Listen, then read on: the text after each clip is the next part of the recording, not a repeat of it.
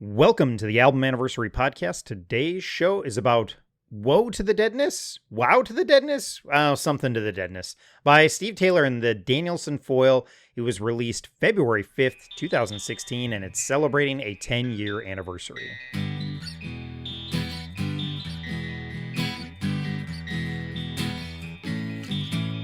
Let it slide to the other side, to the other side, where the war is over. Let it slide to the other side, to the other side, where the war is over. I thought I was so much further along. Wanna see through these red flags right or wrong. I'm your host, Caleb, or Caleb the Spy is what I go by on social media. And every day on social media, I do my best to post about what I call album anniversaries if I'm not crazy busy. So on the Album Anniversary Podcast, we take a look at a classic album, or an album we love, or an album that's important to us, or an artist that's important to us in some way.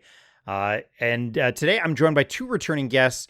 Jeremy, welcome back to the show. Hi, thank you so much. Glad to be back. Awesome. Last time you were here, we were talking about U2, and that was a fun conversation. And Paul, our other guest, Paul, welcome back to the show. Thanks for having me. Super excited to have you back. Last time you were here, we got to talk about Brave Saint Saturn. I still feel a little like that seems crazy to me that I did a podcast where I got to talk about Brave Saint Saturn. If you'd have told me 25 years ago, like, yeah, you're going to find 2 or 3 other people. There was actually a lot of people who were interested in that one. Like, you're going to find, like, a group of people that want to talk about that album 25 years later. I'd have been like, no, it's just going to be me. But pretty excited to get to talk to you about that. Everyone wants to belong. Wanna see through these red flags right or wrong. I don't need pity, so bring me on down. The everyday home is my joy and my crown.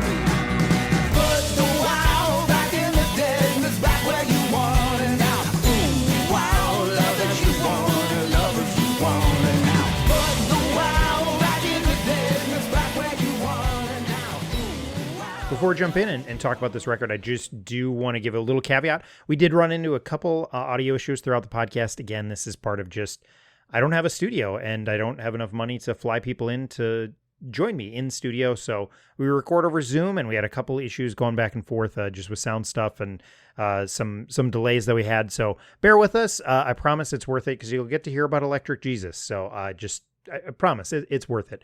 All right, back to the rest of the show.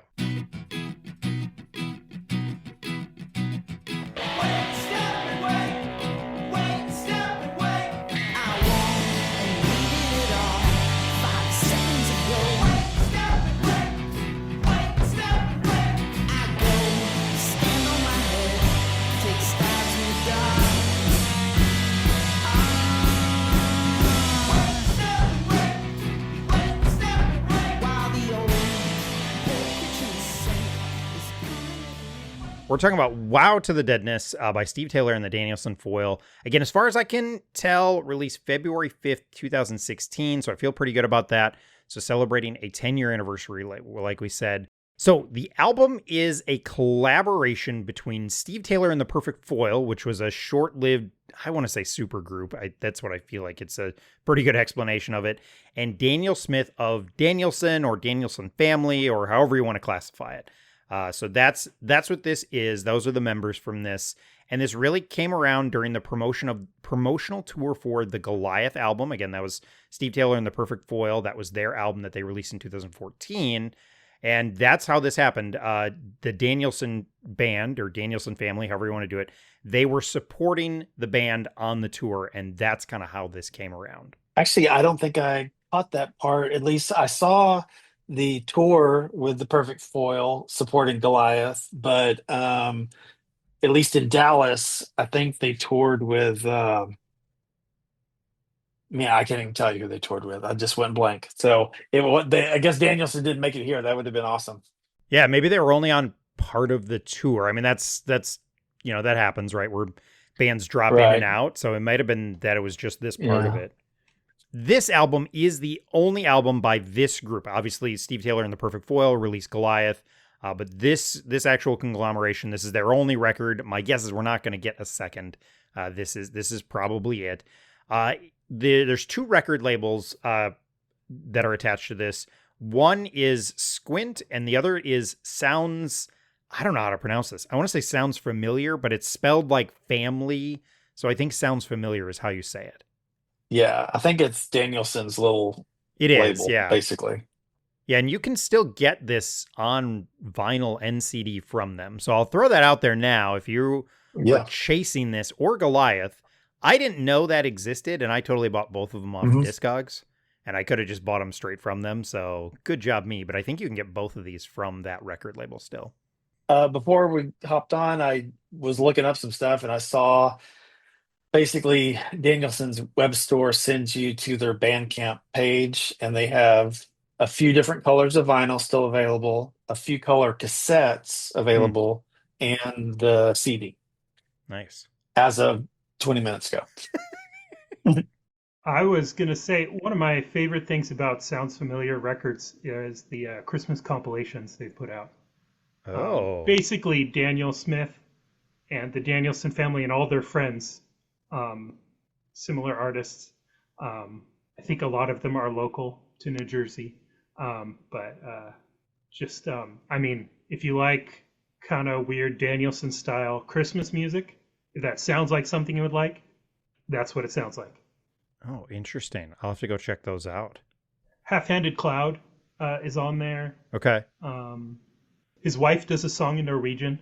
Uh, I think nice. it's "Oh Holy Night." Nice. I'm always on the lookout for new Christmas stuff, so I'll have to go check Yeah, those Merry out. Christmas. Well, this isn't going to come out till February. Look behind the Oh yeah, that's right. look behind the pop filter. We're recording this the week of Christmas because I'm trying to get a little ahead on things. Actually, this is going to come out in January, whenever. I don't know when this is going to come out. I swear I have a schedule. Um, so yeah, oh, that's cool. I'll have to go check that out. A couple new Christmas things. Same here. We'll go through some of the people on this record. Like we said, this is kind of another super group. It's not. It still feels like a super group to me. So I'm gonna go through the two big name or the three big names from this that I think are a little more household names. Obviously, Steve Taylor. He's on vocals, is what he's credited on Discogs. Daniel Smith is on guitar, and he's the lead of Danielson family, Danielson. There's a couple different iterations. He's get credited on guitar, and we'll come to it at some point. I think he's doing vocals on this too. His vocals are pretty pronounced, and there's a couple spots, but technically on Discogs, it just credits him as guitar. So I just don't think that's true. And then the other big name, obviously, is Peter Furler. He's on drums, famous for his work with the Newsboys. I think that's definitely what he's most known for. He's had a solo career as well, but most famous for being in the Newsboys. So those are the three big names. And then the other names are not, it's not that they're small, but Jimmy Abgeg is how I want to say it. Abeg. Abeg. He is on guitar. He's been in he's been in some other big names outside of this. So do you guys know what else he's from? I mean, the other supergroup he was in would have been the Ragamuffin Band with Rich Mullins, which was also, I mean, similar, like big names in kind of Christian rock and Christian alternative worlds getting together to support Rich Mullins. That's right. I've messed up his name on the podcast before. That's right. Because we talked about Rich Mullins. Yeah, he was huge on that. He also was huge on Charlie Peacock Trio or the Charlie Peacock Band or the variations of the name, I think, in the late 80s, early 90s. He did some solo work in the 90s as well. And Abeg was also in Vector in the 80s. Okay. They're kind of a synth rock pop thing. From what I remember, I don't have a lot of their stuff, but yeah, he's been in lots of stuff. Yeah. He's an industry name. I mean, that's kind of everybody from the Perfect Foil is, some sort of industry name. And then the last one we'll talk about is on bass guitar. It's John Mark Painter. And again, I think he's kind of an industry standard. I didn't do a good job in looking up, but do you guys know anything else that he's from? I'm assuming you guys both do. So I know he's in Fleming and John, which is his wife and himself did at least a couple albums. I'm not really familiar with that work. I have heard some of it, but Okay. and then he has done tons of production work. His biggest thing, to my knowledge, that he's done lately was he pretty much produced and did tons of the multi instruments on the last Russ Taff album cover story. Oh, okay. His hand is all over it. Okay. So that's, if you wanted to see how multi talented he is, take out Russ's vocal, and he pretty much does most of it. Okay. Probably done a lot of studio musician stuff and kind of playing with bands is probably pretty Yeah. accurate. Yes.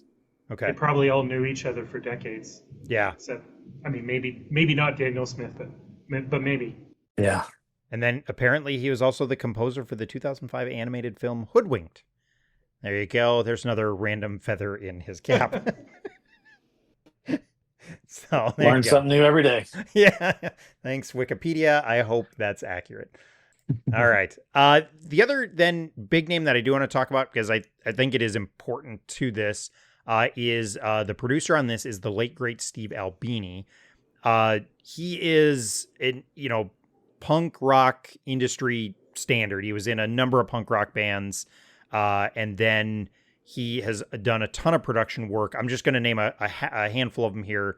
Although I will say a lot of them, if you go through his production credits, I've never heard of them because I think they're just Chicago punk bands. Like he was never charging a ton of extra money to do it. But the Pixies, the Breeders, Superchunk, Fugazi, PJ Harvey, Jawbreaker, Bush, Veruca Salt, Cheap Trick, Chevelle, I think with Steve Taylor. I think maybe it was later. I don't know. Flogging Molly, was it their first record? Yeah, I just looked this up. But yes, it was Chevelle's first record. He did it, and Steve Taylor was around for that. Okay. Because it was Steve Taylor's label. Yeah, it was on that first Chevelle records on Squint. So, Yeah, Squint. So yeah. Yeah. Flogging Molly, the Screeching Weasel, Zayo, which I always say their name wrong, the Stooges, and then Nirvana, of course, he did produce In Utero in Cannon Falls, Minnesota. There's our shout out to Minnesota. I always make reference to Minnesota. You can still drive by that studio if you'd like when you're heading south in Minnesota. So it's about 20 minutes from my house.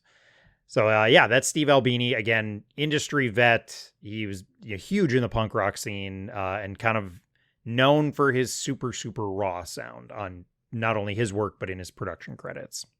He did pass away. Yeah, I want to say last year, 2024. Pretty recent. Yeah, May of 2024 he passed away.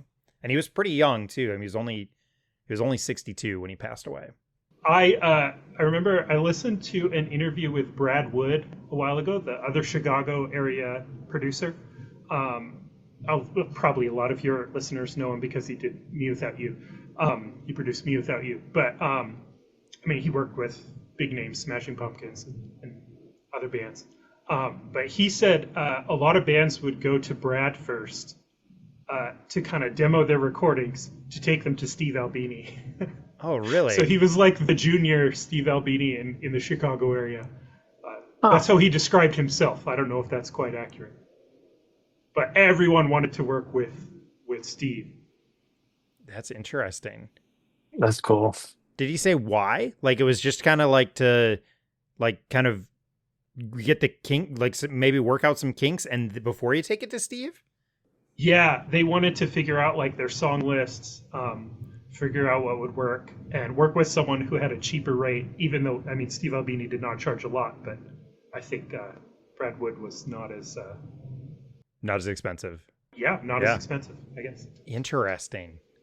I really wasn't familiar with him at all, really, until really I think I saw his name on this album, and then that caused me to go back and like, oh, okay, well, maybe I do have some stuff and I just didn't realize it. It's, like Nirvana and stuff like that. So, Yeah.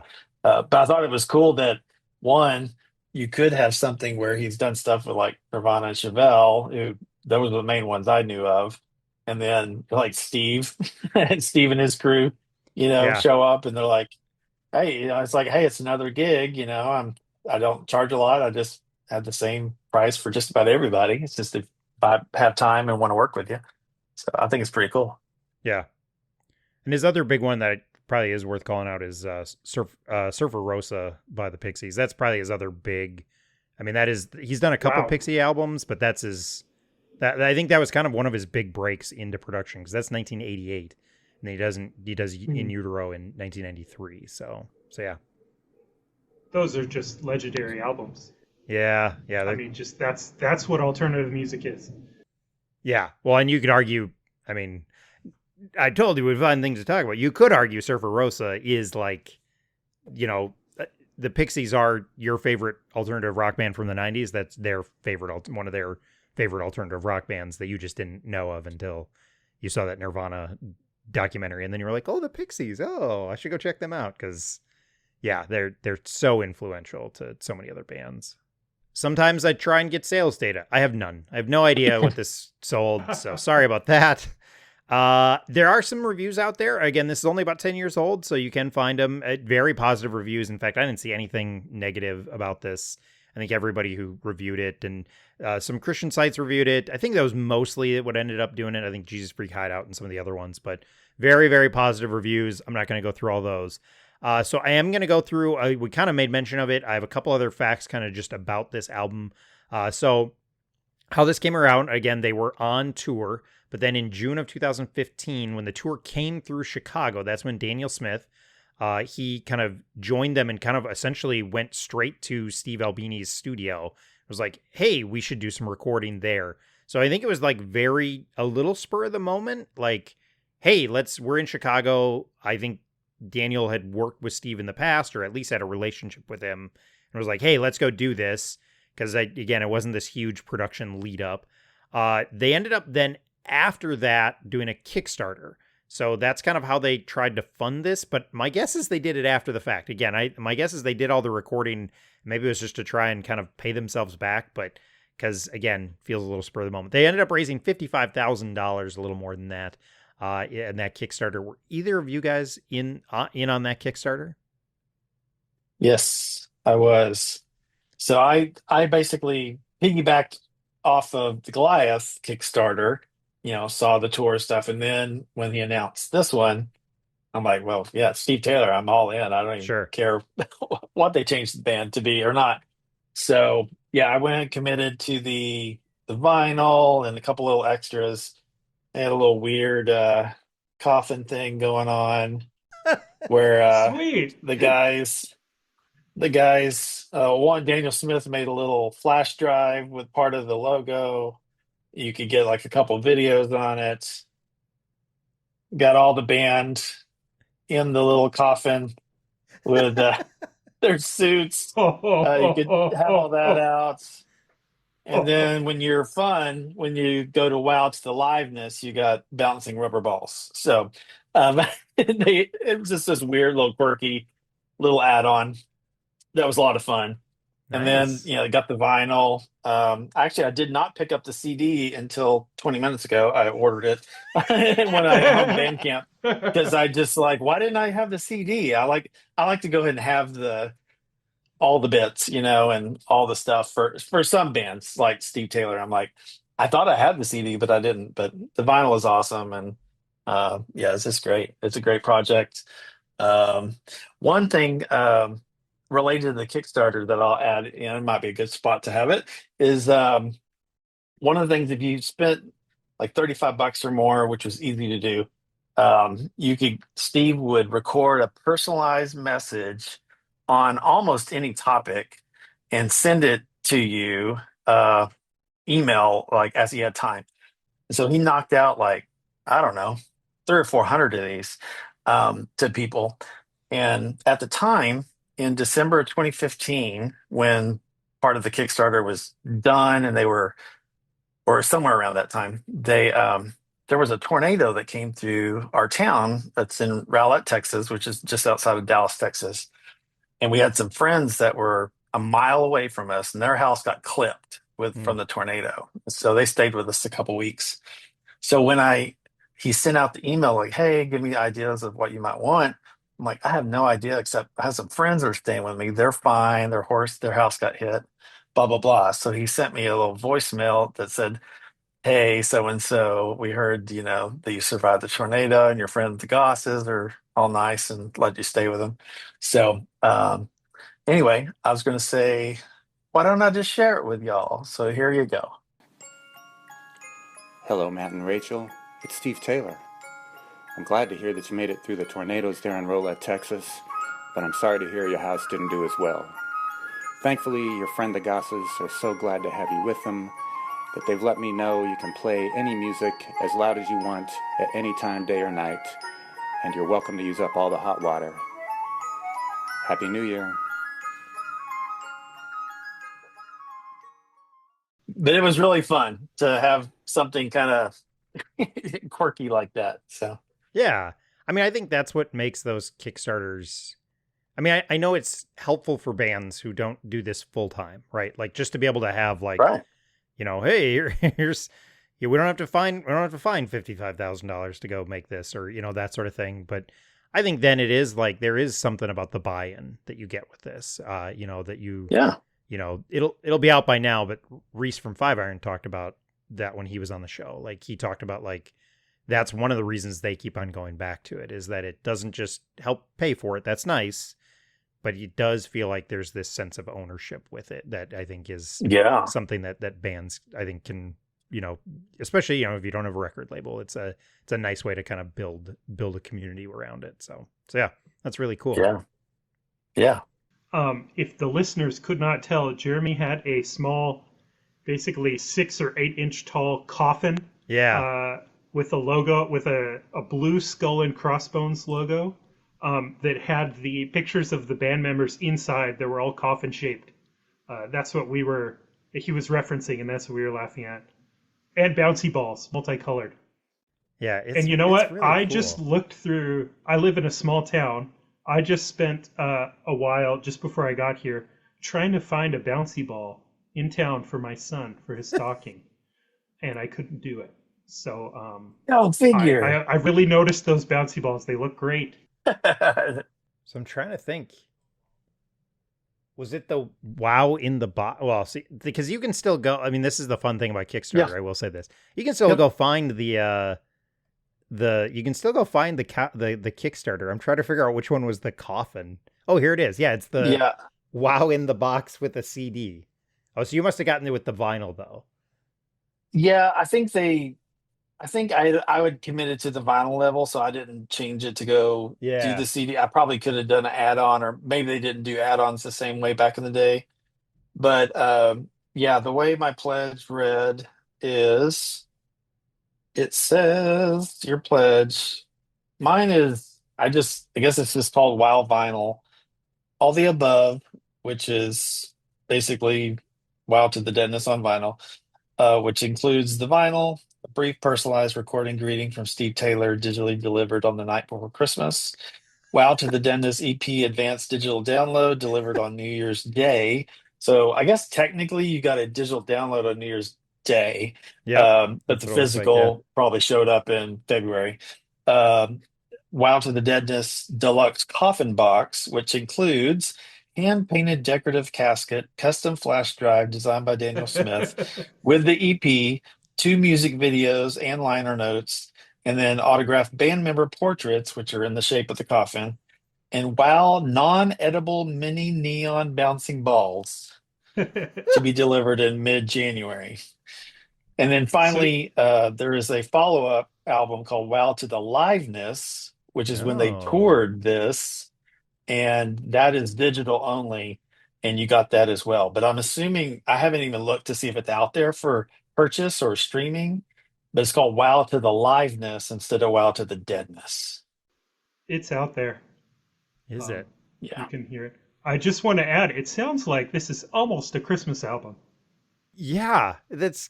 I mean, all or the at least releases, a New Year's album. Yeah, that's crazy. It's just like Die Hard. Just like Die Hard. It's the Die Hard Steve Taylor albums. Yeah. Yeah.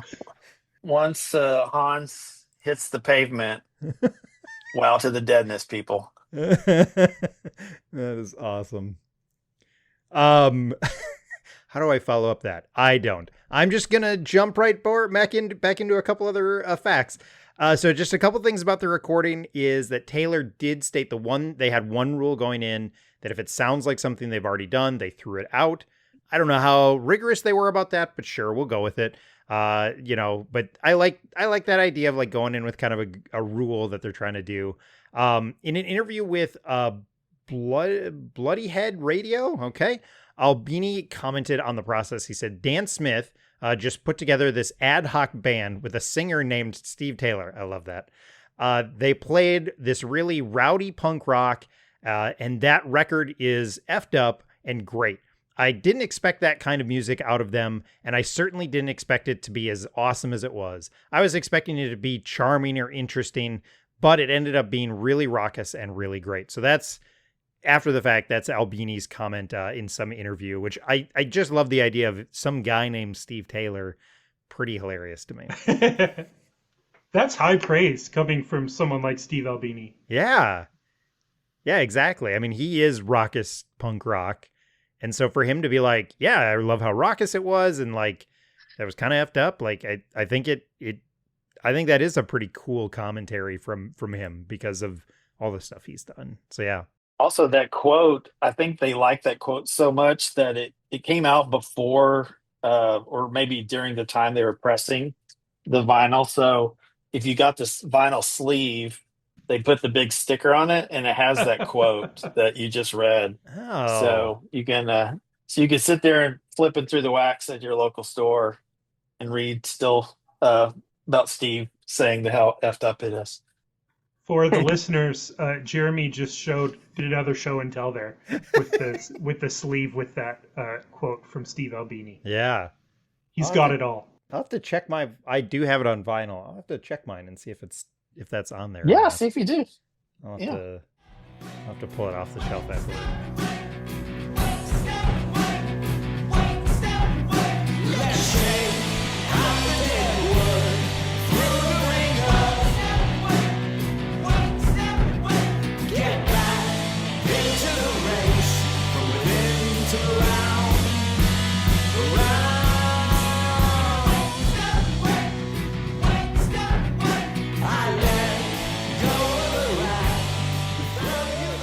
How is it that you first discovered this album? So around the time it came out, I did not have a lot of money. So I was just kind of listening to music on Bandcamp, and there were very few artists I kept up with. I didn't do streaming, but Danielson was one of them. I had got really into Ships. So one of the later Danielson albums, like 2005 or 6, I think. And, Brother Danielson, some of the other albums.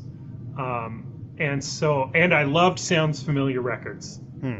Those Christmas samplers, like I said. And I just liked the kind of, more avant-garde Christian indie flavor. Yeah. That's where Sufjan got his start, kind of part of his start, supporting Danielson. So I think I probably saw it on Bandcamp, or maybe I was on the Sounds Familiar email list and got an announcement, something like that.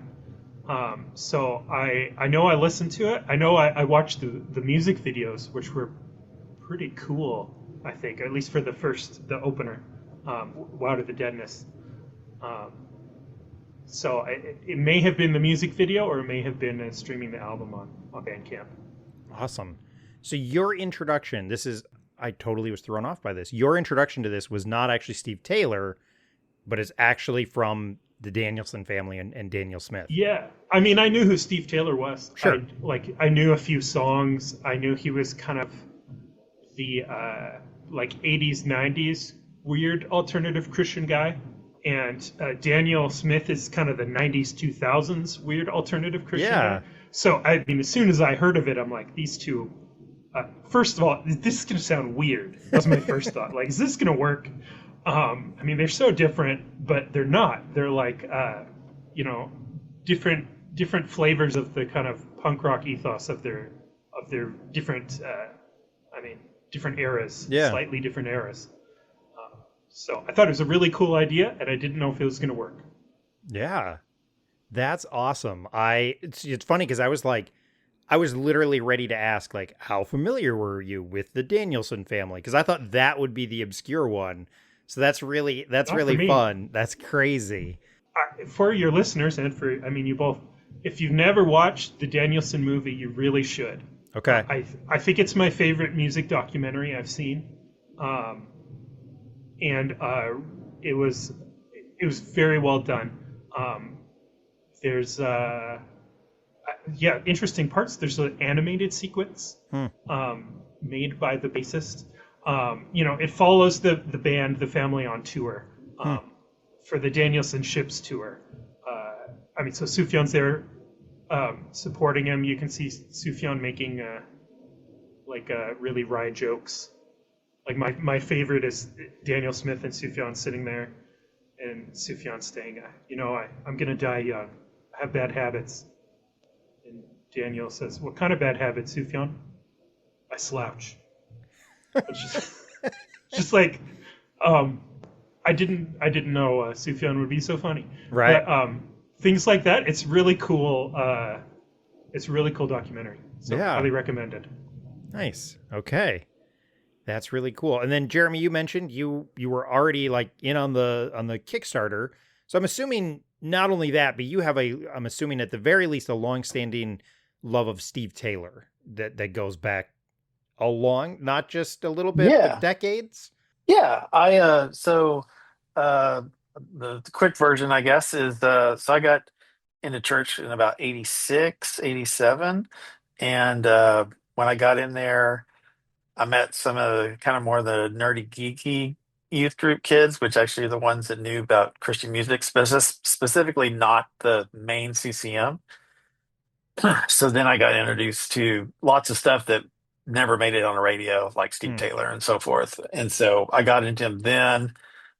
People let me borrow their records at the time and then I went and bought my own. And then I think right after that, he came out with I Predict 1990. Grabbed that, and then like I don't know, 8 months later, he toured through Dallas, and then so I saw him on that tour, and then I really just followed him ever since. Okay. So yeah, so around this, I went backwards to get the stuff that was there, and then went forward with everything current. And then were you familiar with Danielson and Danielson family and any of those before this project and before that tour?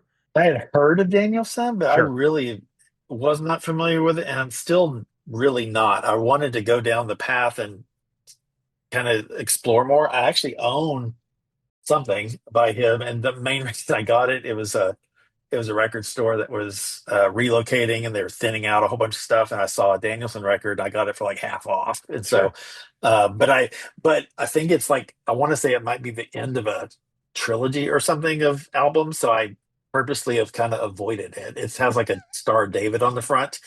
Is it Tri Danielson Alpha I think it's that. It's either Alpha or is there or Omega one Omega? as well? Yeah. I think my cover, I think it's a dark background with a Star of David looking thing. Well, a colored star with like a black outline, I guess, around it or something like that. So yeah, That's what it sounds so like. Yeah. I'm just not very familiar. I loved his quirkiness. I mean, I really did on the album. It's so different, but I really enjoy it. I haven't sit down, but I think one good thing to do is I'm going to hit up that movie you told us about and Yeah. soak that up, and then because that sounds like that's. I mean, it's probably a little bit after he started, but at least it's toward the beginning. That might give me a decent foundation, maybe. Yeah, I think it's around 2006 that it was made. So I mean, he's been going since the early to mid 90s with Danielson Okay. family. So I guess Okay. it's mid career. At that point, from the perspective of the documentary, it sounds like is this coming to an end? Hmm. Um, and Gotcha. that form of Danielson did. But he's kept making other Danielson music. Yeah. There's like Gotcha. three Gotcha. there's at least three that I saw of different formations of Danielson that Yeah, there there's the is. Danielson family, Yeah. which is his family, the Smith family. Actually, his name's Daniel Smith, but the project's called Danielson, and it was him and his siblings. Yeah. He's the oldest brother of I don't know 7 or 8 or something, and they toured together, and then he did the Brother Danielson project, which is more of a solo album, even though they all played on it, and then just Danielson, which with the album Ships. So sometimes that iteration of Danielson is called Danielson Ships.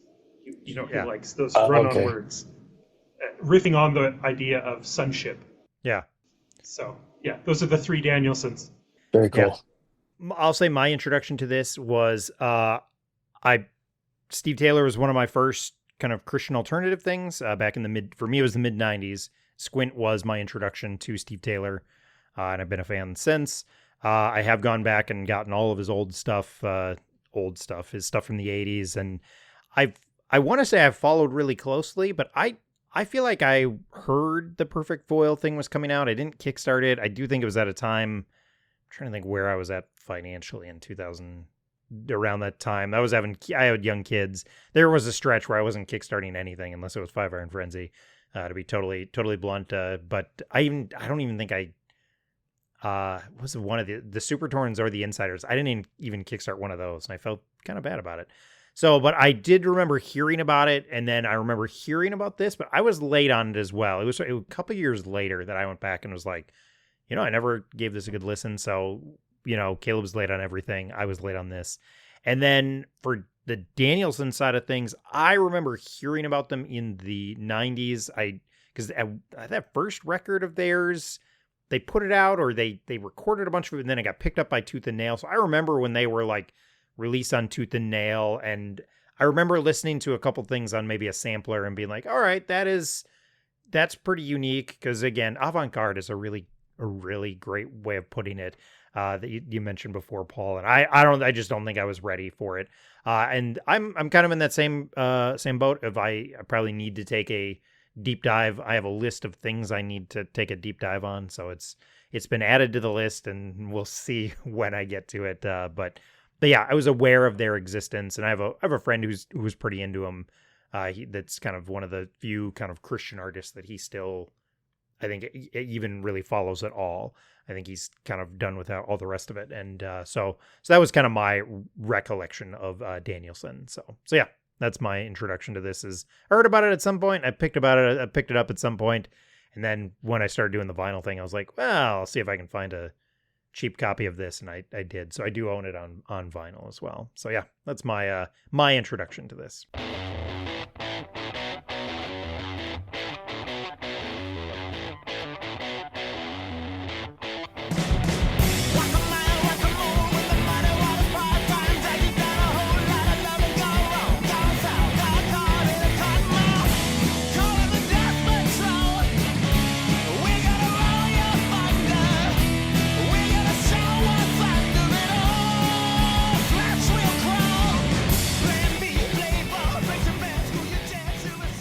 So let's talk about why we love this album. So for me, part of it is it's almost as simple as Steve Taylor doing something. So I jumped in from all his other records. I'm like, Yeah. I'm going to support this. Don't know who this Danielson guy is at the moment, but that's okay. He still has his other prior members from the Goliath album. So I figured it was just adding on a little extra something. So, and I kind of like the idea that it was an EP, that it was like, okay, we're not going to try to force out, 12 songs if there doesn't need to be 12 songs. Like, we're just going to put out the songs that we think are okay to put out. So, and I think just because of that, it's just a nice listen, and you can just kind of soak it up real quick.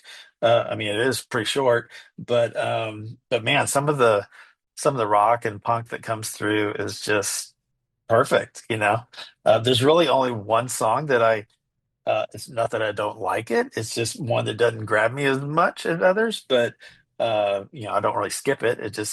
I didn't really have a lot to say about it when I was even making notes on this record uh, over this last couple days. So, but yeah, it's just one of those things. Steve produced it, or Steve made something. I'm gonna buy it. Yeah, for sure. Yeah, Paul, how about for you? Yeah, I mean, Daniel Smith made something. I'm going to check it out. That's awesome. There you go. Yeah, to be honest, it's yeah. So why I like it, it went with that curiosity at first, like I mentioned. What in the world is this going to sound like? Daniel Smith and Steve Taylor, and I was really pleased. They really pulled it off. Um, I mean, I guess it's probably got a bit more of the Steve Taylor sound, I would say, um, like the kind of his kind of punk new wave alternative, whatever you want to call it, Yeah. 80s 90s mashup of sounds going on. And in a lot of places, Daniel Smith is harmonizing, and it's wonderful. He's got that high, funny squeak. Yeah. And it's not all, I mean, I like Danielson, but I don't always. Like, it's hard. Sometimes it's hard to listen to. And this is not hard to listen to. Like, they really fit the energy of each other and the whole band. I like the harmonies, the kind of gang vocals in one or two songs. So it's punk rock, man. I really think their voices are fun together. Like it's a really interesting combination, their vocals, but then like the reality is I think Steve Taylor has got a good pop sensibility, and I think Peter Furler has an amazing, I mean, he writes pop songs. I mean, when he's doing the Newsboys, it's an attempt to be a pop record in a lot of ways. And so I think that brings another dynamic to it, because I feel pretty confident Peter didn't just sit there and say nothing. You know, I mean, he's probably bringing something to the table as well. And so I think that's a really interesting aspect of it too, because yes, this feels very punk rock, even though it's not maybe your typical punk rock, but then there's enough poppy moments on here. And then like you said, it's only 15 minutes. I mean, it is super short. There's enough like kind of those little punk rock moments on it, or those pop moments on it too, that it's like, yeah, this makes it very easy to listen to, very fun, and kind of, there's a lot crammed into these 15 minutes for sure.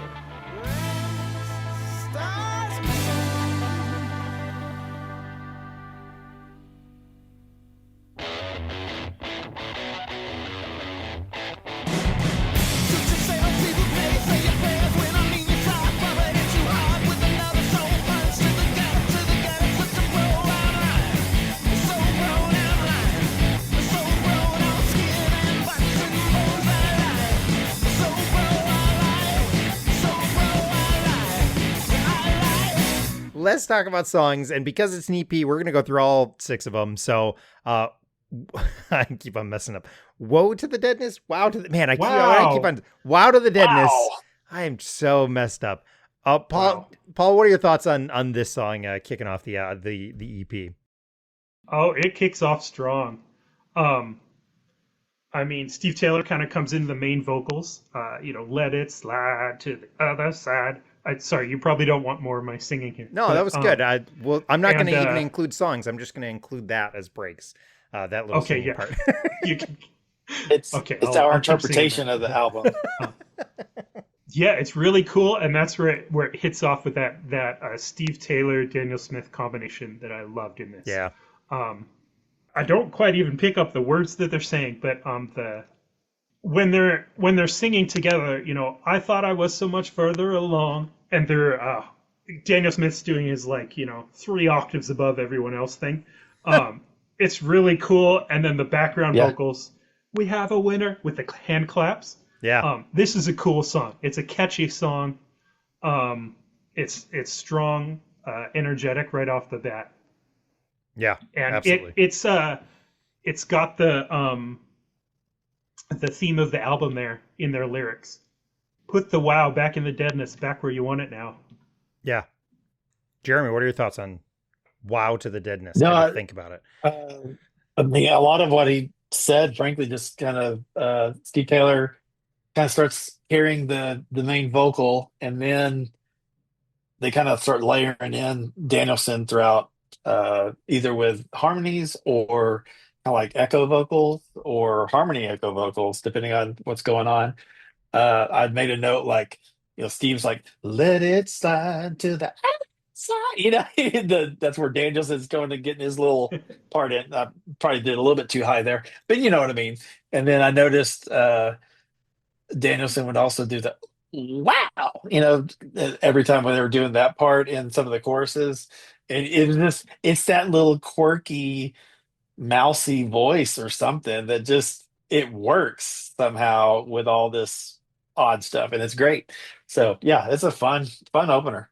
Yeah, and I can't put together all the lyrics like to like make like this cohesive message. My guess is maybe with the speed at which they went, but like so you may not have like your standard Steve Taylor, I want to say storytelling. I mean that's kind of what he's known for is kind of these bigger songs that kind of have this but like there's these little moments of it, like it's the everyday home is my joy and my crown. We have a winner. I mean there's just kind of like these little pieces, put the wow back in the deadness, back when back where you want it, love as you want it, lovers you want it now. Like just kind of like it's a little less maybe like on the nose as other Steve Taylor songs may be.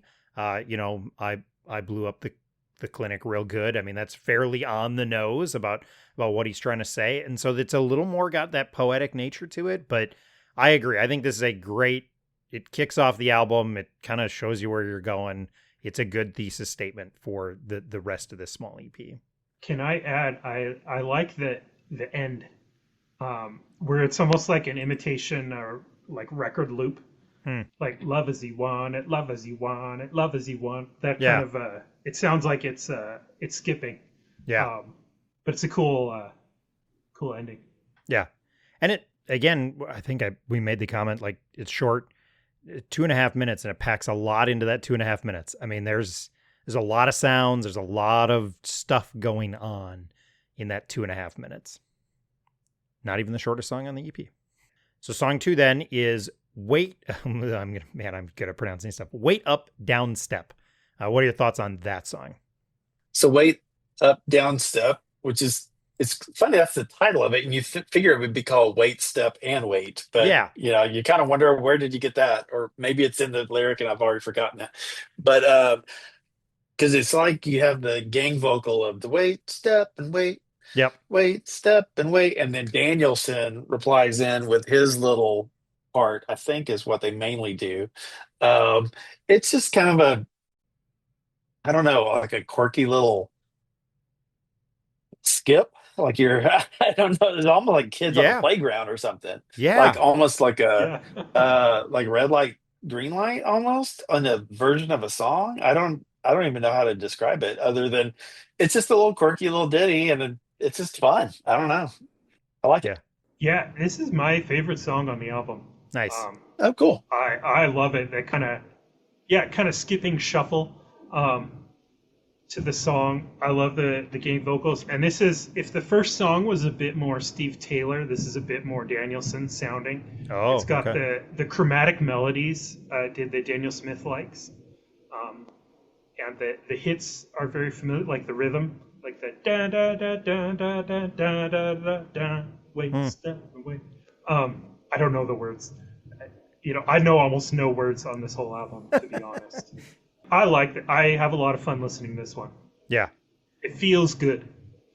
The playful is a Yeah. really good way of putting it. Like it that's how it kind of feels. Like it feels like it's playful and like I want to say the wait, step, and wait is the chorus, but is it? I don't even know if there is. Like I don't know if there's a chorus on this. It doesn't matter to me because that part again, you talk about like I think that pop sensibility, like that part is so catchy. Like you can just even if you don't know the words, like I agree. Like some of the lyrics I don't always catch on this. Maybe it's just not having listened to it for 30 years. But like the wait, step, and wait, like it's a song that you get done listening to, and then you're an hour later, you're still singing that part. You're still kind of going back and forth with that part. So I think, yes, this is another one of those moments of just it's so fun to listen to. It's definitely not constructed like a typical pop song where it's, chorus one or not, verse one, chorus, Yeah. verse two, chorus, bridge, you know, alt bridge and chorus, chorus, chorus, or something like that. Yeah. You have that little quirky part that is it a chorus? Is it just a wild chant? I don't know. Yeah, exactly. Let's go back then to Paul on Dust Patrol. What are your thoughts on the most punk rock song on the album? Traditional punk rock song, I guess I'll say. Well, I was gonna say that was my thought on this song. It's the most punk rock song on the album. Kind of hard hitting with Steve Taylor on the vocals, and it's cool. It's a cool punk song, and then I like when Daniel Smith comes in with the kind of Danielson style interlude. Maybe it's the bridge. It's toward the end of the song. Sure. So I think you really see those two styles. But yeah, this is it's got energy. Yeah. I didn't understand any of the words. It's cool to listen to. It's cool. That's a good explanation. The last one was more playful and fun. This is more just cool punk rock. Yeah, Jeremy, what are your thoughts? It's almost like if like a freestyle rapper, but it's a freestyle singer. Hmm. It's like, to me, I mean, I'm sure they wrote the lyrics but it's like he knows exactly what he's about to say. Gonna get it, gonna take da da da da da da da. Oh, the gas patrol. And just he just full on gets, and then by the end, he's just like almost screaming. It's just not scream. You know what I mean? He's just Yeah. yelling, and just all that energy is balled up in Steve Taylor, and he just has to let all the Red Bulls out of him or something. I don't know, but it's really good. Yeah. And I think it is like, it's a nice, again, this is a 2-minute song, but there is this not extended bridge, but there's that bridge at the end. The guitar comes back in strong and then it finishes out the song. Like, again, it's this really, they're cramming so much in here, and there's a lot of melding of a lot of things going on. It's like, oh, let's throw this in there. Oh, let's throw this in there. And it doesn't feel like too much. It doesn't feel like they're packing too much in. They're also knowing when to, like, all right, let's pull this back and let's push in a little more here, a little less here. Again, all under 2 minutes on that song. So true punk rock style. This song feels a bit to me like the Pixies at their highest energy with some Elvis Costello. All right. And I like it. It's a cool combination of styles. And then Danielson. Yeah. No one else like him. Or them. Exactly. So the next song is Nonchalant, and we had a little meeting beforehand. I'm going to let you behind the curtain. This is the one song that maybe we have less to say about. I will say the one nice thing about this song for me is it is a nice little, it's in the right spot. If you're going to slow this down, it is the long song on the album, all 3 minutes of it. But it is kind of just like a breather before you go into, I think, 2 really great closing songs. And so again, less to say maybe for us, but that's my one comment, is that I like it as just a little bit of a deep breath before you kind of finish out the album. Yeah, I think what'd you say? It's kind of like a breath. It's kind of like it's a little, you catch your breath. This is the part in the show you just got out of the mosh pit. You're sweating. You have to go get a sip of water or something. You're like, okay, go get it psyched up so we can finish the show, right? So it's good. It's not a bad song at all. It's just that it doesn't grab me like some of the others. And it could be simply because it is quote unquote long compared to everything else on the album. It might be as simple as that, but it is good. I think it is ironic that it's called Nonchalant. And like one of the definitions was nonchalant comes from an old French word, nonchalor, which means to disregard.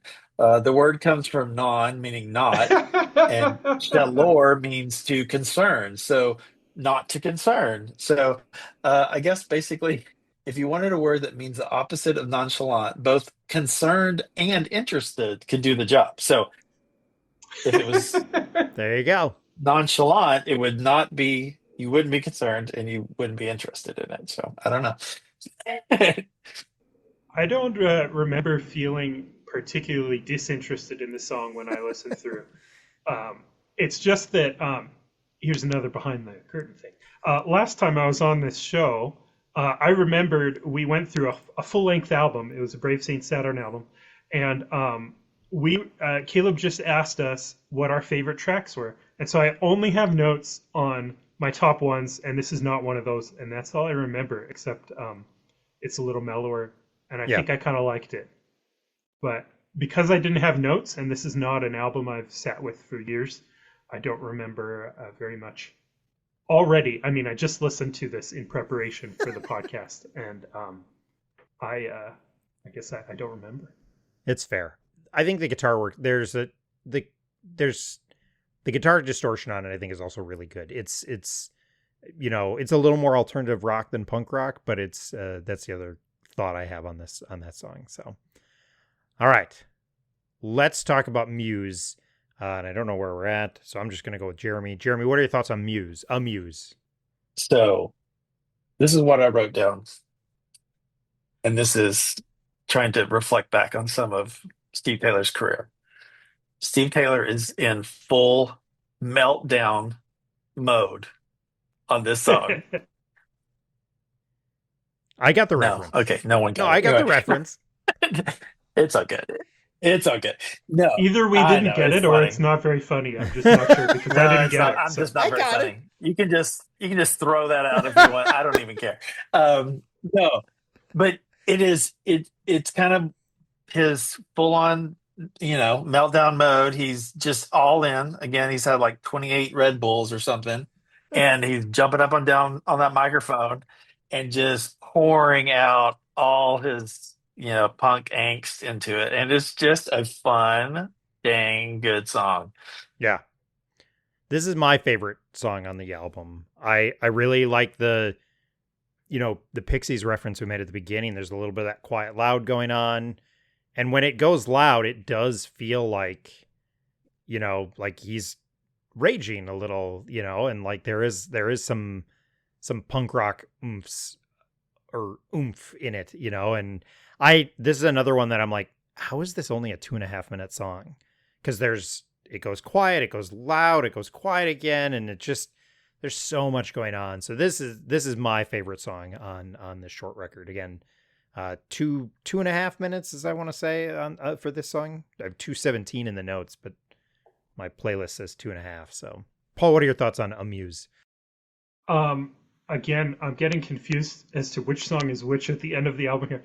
This may have been the one I thought of the Pixies for. Okay. But it was also at some point on this album I thought of Sonic Youth. I mean, they're a Mm. Pixies contemporary Yeah. in many ways, and just that really kind of late 80s, early 90s alternative indie rock feel I really felt it in this last half of the album. Yeah. And also, I mean, this is a 2.5 minute song, so you could all have listened to the album like 3 or 4 times in the amount you've been listening to us talk. So Yeah, it's a 15-minute EP, and we've been going for an hour. Yeah. And so yeah. So I have nothing to add. This is the podcast form. Great little drum fill at the 2-minute mark too. That's the other comment I have on this. You don't get a ton of like overly crazy drumming on this small little EP, but that's one of the moments. There's a great little drum fill at the 2-minute mark. So let's talk about the final song real quick. So what are your thoughts on Drats? I think that's how you'd pronounce it. I want to say darts, but I think it's Drats. I think on this one, what I liked, honestly, was that Danielson does most of all the verses. So it's more of his song more than any of the others that he's featured in. It Hmm. seems like he's kind of the lead. Steve adds in mainly in the choruses, if I can recall this correctly. So I just kind of like that it was more if he got to be up front and leading a song more than Steve, even though I love them both. So, but it was just nice to have a little change, to have it end with a different voice. That was my thought exactly. It was like, oh, why is he not credited with vocals? Like he's clearly the lead vocals on this. It's just so weird to me that he only gets guitar credits when yeah, he's taking as much of the lead on this song in particular as Steve is. One thing I was digging, when I looked at the vinyl, it has the lyric sheet for everything, but unless I'm blind, on the lyric sheet, it just has the lyrics. It doesn't really give credits. And then I'm like, well, maybe it's on the back of the sleeve and it's not really there either. So Hmm. I think maybe some of it could be as this they did a simple credit upload, or someone just Sure. guessed Somebody on guessed. Discogs or something. So I'm curious if the CD shows the same thing or not, because I don't have the CD. If it actually lists credits. So, Hmm. but anyway, regardless, definitely Danielson is still all over the album as Yeah. vocals. It's just not lead as much, more harmony and I don't know, echoey, Other stuff. echo gang vocals. Yeah. Paul, what are your thoughts on this song?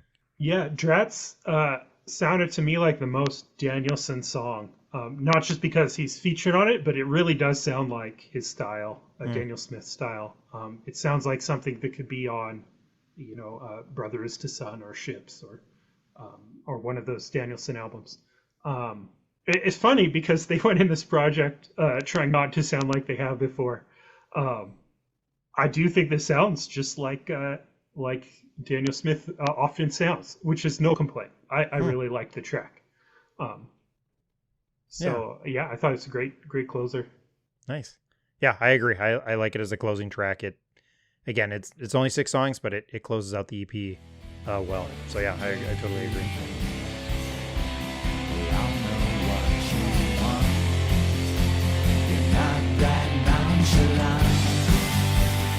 Telekinetic voices, whispering emoticon. Is that all? Ballads of fire and valor. Again, it's only been out 10 years, but we still want people to go back and check out this album. So why is this something that's kind of important to you 10 years later? I think as much as I like Steve Taylor's solo work, which is most of his career, I just really like the band collaboration that he did with Perfect Foil and with Danielson Foil. I think it just added a little difference to some of his normal setup. When it's him only, I think that's where he does maybe shine quite a bit with satirical content and stuff. He's not having to necessarily create with others in that sense.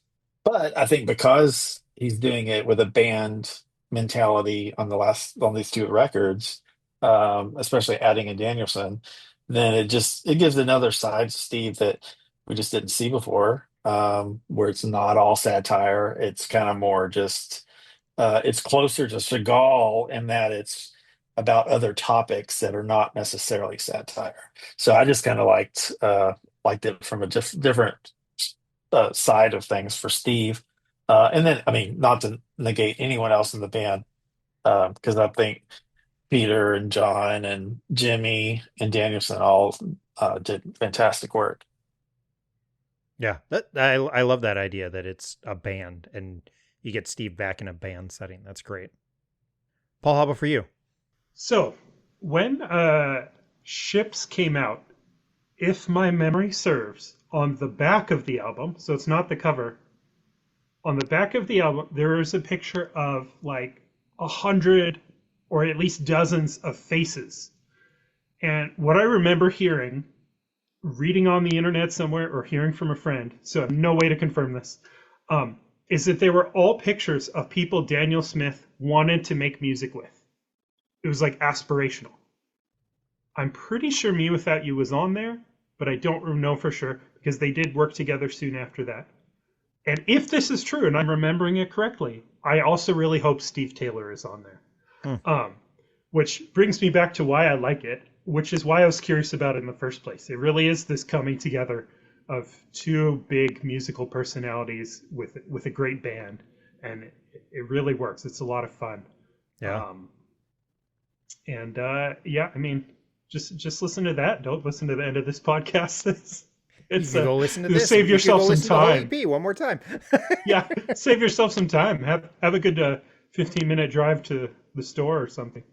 Wait a minute. I do want people to listen to this podcast. Yeah, that's why I said at the end. They've already listened by this point. Yeah, we've got them. You've ignored my advice.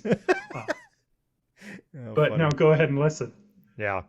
I think for me, part of this is like, I think, this is 10 years later. We haven't gotten anything else from Steve. And Steve is my drawing in part for this. Steve is really important to me musically. And so, we haven't gotten anything. We've gotten a couple other things from Daniel Smith.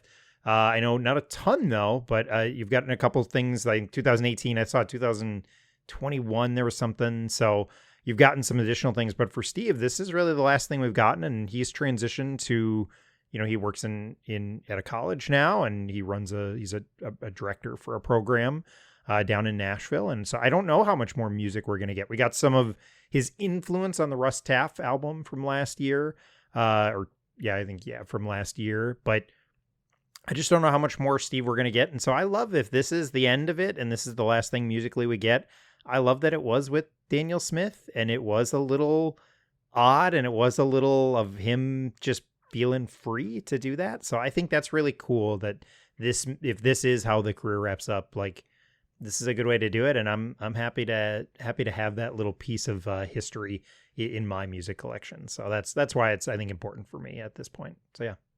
So one thing I did kind of look at, and you might have alluded to this a second ago, Caleb, but I know when the movie Electric Jesus came out around 21, Danielson basically, from my understanding, he's the main guy who kind of did all the music or coordinated the music and or wrote stuff that sounded like it was 80s metal or whatever. And that was kind of quite fun. But also on the soundtrack, and I think maybe in the credits, it's Steve Taylor and the Danielson Foil do a track on that album Oh, called Ecstatic Delight. Anyway, it's really fun. You can definitely tell it is not Steve Taylor and the Perfect Foil. It is definitely Steve Taylor, the Danielson Foil, because it has that quirkiness of some of this album. So if you want to hear another Steve and Danielson track, you can go look up the Electric Jesus soundtrack and pick up some of that there. And then I thought there was one more thing I thought I found. Oh, I just found this last week, not even trying to look for it. There was a guy named Terrell, Terl. I'm not even sure how you say that name. Terrell or Turl. Terrell Bryant. I guess he's the artist over in Europe, and he did a album, I guess, on Kickstarter, and it's on Bandcamp as well. But he got lots of different people to contribute in various ways, either singing or playing or whatever on it with him. And he got Steve Taylor to sing vocals on a track called Overrated. Anyway, the guy's name is Terrell, Terl Bryant, and hmm. Steve Taylor does lead vocals on one track. I don't think Steve wrote it. I think the other guy wrote it, but it's just, it's Steve's kind of style and delivery. It's kind of quirky, but just something that Steve did that I had no idea about until last week. So, Nice. something that people want to check out. So Steve Taylor also, with Because of the Rust Half album, is doing a West Coast tour with Russ. And but instead of doing like Perfect Foil or Danielson Foil, he's going back to his old name of Some Band, which is what he used mainly in the 80s. So, not that it's necessarily that band, but I'm really curious as to who's going to show up. It could definitely be part of the Perfect Foil, or it could just be some other hired guns. My guess is going to be a band that's going to support Steve and Russ at the same time. So that way they don't have to take two bands on the road. But Yeah. anyway, I just thought that was cool to see that he's going to be doing a tour, at least on the West Coast. So I'm hoping for Midwest or East Coast at some point, maybe on a second or third leg. Yeah, for sure. Well, I was going to bring up Electric Jesus too, but Caleb, are you familiar with that project? I saw it when I started. I tried to do a little like Daniel Smith research as I was like getting ready for this because I realized I was woefully unprepared. And I saw it and I didn't look at it any further. So that's Okay. what I'm going to start with. So Electric Jesus was a movie. It was a Okay. comedy about a basically a youth group 80s hair metal band that tries to make it big. And they're heroes of Stryper, and they sound like Stryper. And the guy who's Kevin from The Office is in it. And I should warn you, it's not a very good movie. However, the soundtrack, there's a very funny scene. There's like one scene I love. But I watched it with my brother, and we kind of like, well, the music was fun. But the music is fantastic, and Daniel Smith did write these amazing hair metal songs, like Commandos for Christ. Oh my gosh. Commandos for Christ, let's all go commando. And it's like it's straight out of the 80s hair metal, Stryper inspired stuff. You can be Barabbas, you can be Barabbas, you can be Barabbas too. Songs like that. So I really suggest everyone look that up. And yes, it does have a Steve Taylor and the Danielson Foyle song on there. Nice. So yeah, the soundtrack's on Bandcamp. It's totally worth a listen. And some of the songs are sort of other artists in the movie. Like there's some like death metal bands that are like the rivals of the Christian band. And so Daniel Smith wrote all these songs of different styles. And so that high falsetto served him well for songwriting. Okay. Well, I'm getting it from the library right now, the movie, and then Yeah, I'll it's have all to right. see if I can find the soundtrack as well. The best scene in the is when one guy asks another guy, "So what music are you into?" And he spends like 5 minutes listing all the coolest Christian music in the '80s that he can think of. Absolutely, Steve Taylor makes it in. Everyone else too, and it's just like one guy just watching the other list off everything. So That's anyway, interesting. Okay. yeah, I just ruined the best scene for you. That's okay. That's okay. The other thing I wanted to add is completely unrelated almost. So I thought this year that there was another Chagall Guevara album coming out with Steve Taylor, but I was wrong. And you know what it was? It's a rapper named Chase Guevara. Chais. Maybe it's pronounced Che, maybe it's French. I don't know. And so I downloaded it and listened to it. I'm like, what's this? I mean, I like hip hop, but it was, kind of more hardcore trap style. And it was not Steve Taylor. So I was kind of like, what? This is not what I expected. We did not get, so we didn't get a Steve Taylor rap album, is what you're saying, a hip hop album. No, but That's a he bummer. should. He should totally piggyback on the more popular rapper and try it. Someone will get confused and listen to him the way I did the other way. All right, Electric Jesus. The soundtrack is up on YouTube Music, so that's where I'm starting my day tomorrow with, for sure. You should. Holy cow! Oh my gosh, that's incredible. All right, well, I don't think we're gonna top that. I wasn't out late, I barely had anything. Why do you act like you even care? I'm not the one with the attitude anyway. I call on a favor, you're never there. It's my party, you're lucky to be here. You're no good, so don't let it out. You're nothing without me. Give me back. That's it. That's our breakdown of, I'm going to mess it up again one more time. Whoa, wow, wow to the Deadness. I don't know what is wrong with me. That Wow. is our breakdown of Wow to the Deadness by Steve Taylor and the Danielson Foyle. Again, released February 5th, 2016, celebrating a 10-year anniversary. Both of you guys are online. Jeremy, I'll have you go first. Where can people find you online if they'd like to find you, or if you'd like to be found? I'm on the various things as JERLG. JERLG. So Twitter, Facebook, Instagram, probably other things I forgot that exists. Nice. And then, Paul, where can people find you? Yeah, I'm on Blue Sky it's at Paul R. Foth, F-O-T-H. And it's mostly like pictures of lichens and birds. And then like occasional Me Without You fan posts and occasional stuff about the history of Christianity. That's like my combination. Or for the real ones out there, I'm also Paul R. Foth on iNaturalist. So if you want to find all my lichen and bird and moth observations, check it out on iNaturalist at Paul R. Foth. iNaturalist. Okay.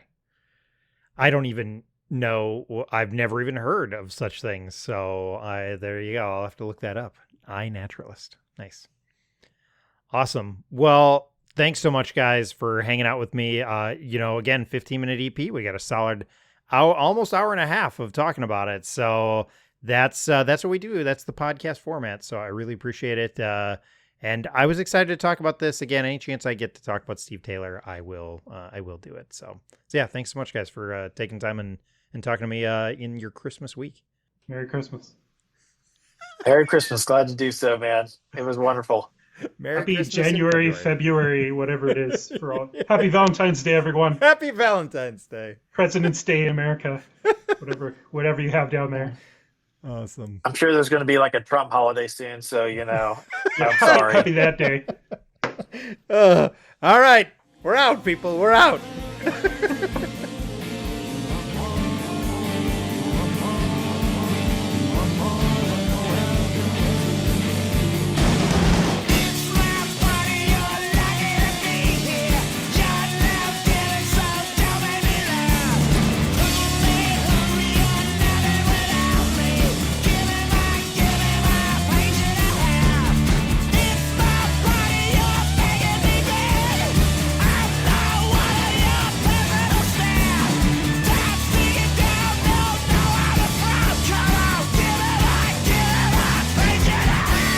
Thanks for listening to this episode of the Album Anniversary Podcast. I want to say thanks again to Jeremy and to Paul for joining me. It came up in the episode. This was literally like 3 days before Christmas. They jumped on a call to talk with me about this album.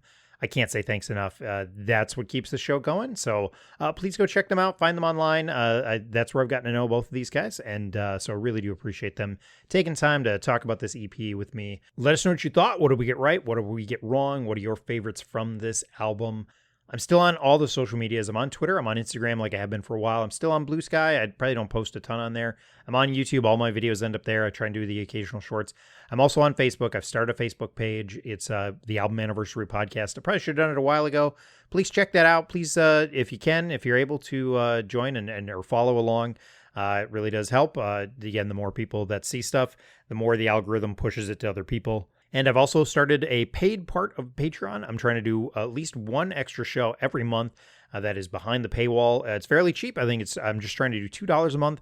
Just helps with some of the Zoom costs and just, I don't know, a fun little other place to get it a little extra. In January, what we did is the January episode of the Patreon, which dropped on January 1st. Pete, who's on the Pickle Home Companion podcast, he joined me and we took an old Christian comparison chart, the ones that used to hang in the Christian bookstore, and you'd go in and you'd see, oh, if you like so-and-so band, you might like this band. We compared Depeche Mode and Code of Ethics. We talked about it for about an hour.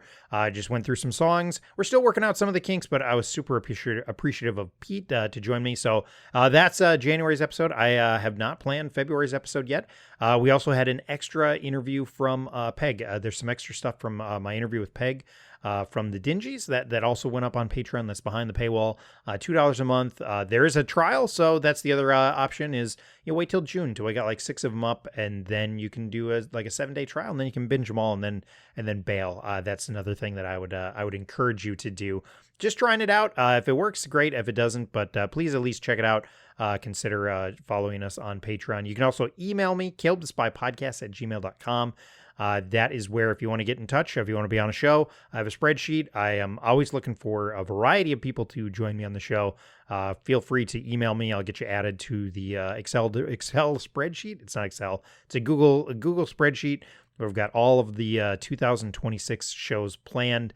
I'd love to have you at least check it out and kind of see what's coming and find a way to participate. Please subscribe, share the podcast, leave a rating and review. This ending is getting way too long and out of control. Thanks so much. I will talk to you soon. Let yourself go.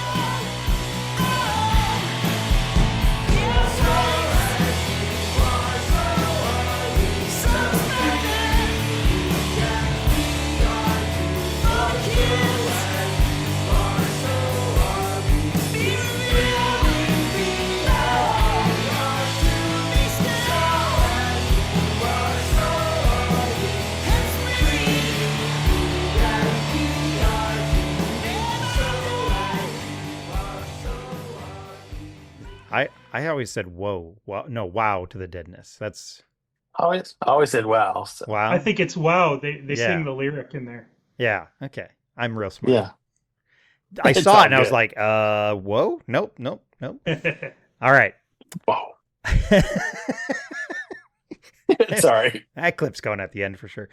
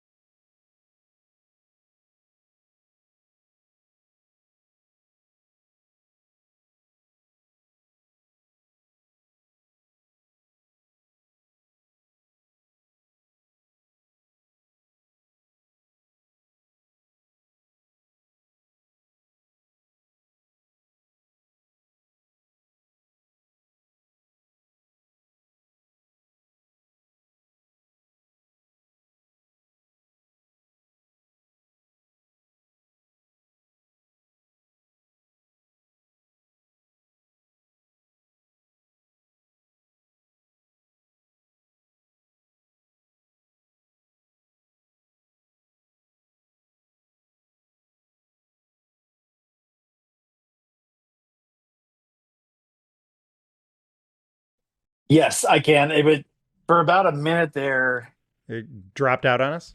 Yeah, just for a minute there, it kind of went really draggy. Wasn't sure what happened. Okay. I was about to tell Caleb that when you come back, we should pretend Yeah, like we've and been talking about a different album all along, and it's like some weird sci-fi glitch, an alternative reality. It's like, yeah. So, Sixpence None the Richer's Divine Discontent is pretty that's good. I mean, awesome. I love track 7.